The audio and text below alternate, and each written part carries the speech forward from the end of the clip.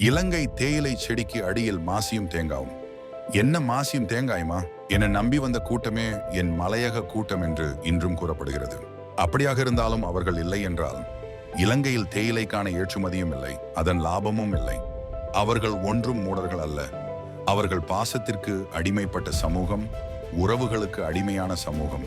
ஆகையால் தான் வருகிற அரசியல்வாதிகள் அவர்களை ஏறி மிதித்து செல்கின்றனர். எத்தனையோ வருட காலங்கள் அட்டைக்கடியில் கடிபட்டு இரத்தங்களை வீண் சிந்தி இப்போதுதான் சம்பளத்தின் உயர்வு கிடைத்துள்ளது. லயங்களில் அதிகாலையில் பணியில் எழும்பி தன் கணவனுக்காகவும் பிள்ளைகளுக்காகவும் உணவுகளை தயாரித்து இலங்கை வருமானத்திற்காகவும் தனது வயிற்று பிழைப்புக்காகவும் கூடைகளை சுமந்து சென்று வேர்வை சிந்தி தலையில் தேயிலையின் பாரங்களை சுமந்து ஐயா, கங்காணி, துறை எல்லா கிட்டையும் ஏச்சு வாங்கி கொழுந்தை நிறுத்து எதையும் கணக்கெடுக்காமல் சிரிச்சுக்கிட்டே வீடு திரும்புகிற ஒவ்வொரு இலங்கை தொழிலாளியும் மாசிக்கும் தேங்காவுக்கும் இலங்கை வந்தவங்களும்